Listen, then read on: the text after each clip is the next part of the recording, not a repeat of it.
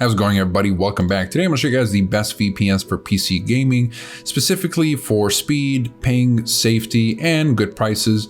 You've got Express, Nord, and Surfshark. I've tested over a couple of dozen VPNs and I've narrowed it down to these three as the best overall. They all vary in budgets and features, so pick and choose depending on your own preferences and budgets and what you're comfortable, of course. So you've got Express, which will focus more on privacy and anonymity. NordVPN will be more of a well-rounded option, and Surfshark will be the best budget VPN that gets the job done at the cheapest possible cost without sacrificing any of the necessary security features that you get with more expensive VPNs. Now, there are two things you want to keep in mind when using a VPN for gaming. First of all, you want to make sure you're using the best performing protocol. That'll be the lightweight UDP protocol with ExpressVPN. That'll be the NordLynx protocol with NordVPN. And finally, the WireGuard protocol with Surfshark.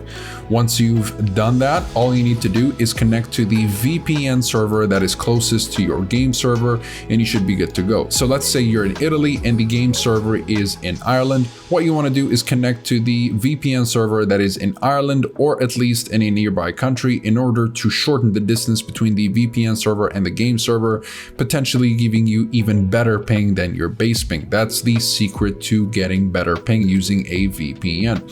So that's pretty much it for this video, though. If you guys are interested in learning more about the privacy policies, speed streaming, and torrenting capabilities, as well as security and features, you'll find links to the full reviews in the description down below. And you'll also find links to pricing and discounts if you'd like to jump straight to that. They're all covered by a 30-day money-back guarantee, so you can test drive these VPNs for 30 days risk-free. Otherwise, you can simply get yourself the refund if you're not satisfied for whatever reason.